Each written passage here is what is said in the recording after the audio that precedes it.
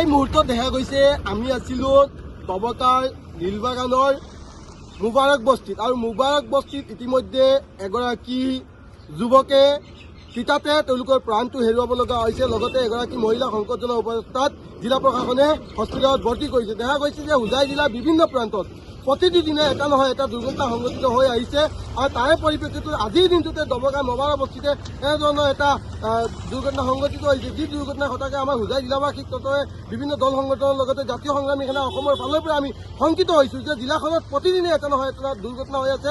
গতিকে মাননীয় জিলা আয়ুক্ত, হোজাই জিলা আৰক্ষী অধীক্ষক আৰু জিলা প্ৰশাসনে গোটেই বিষয়বস্তুটো গুৰুত্ব প্ৰকাশ কৰি পৰৱৰ্তী সময়ত সজাগতা ব্যৱস্থা কৰিব লাগে। যিকোনো খবৰৰ বাবে যোগাযোগ কৰক 7099017330 লগতে 7099017110 নম্বৰত।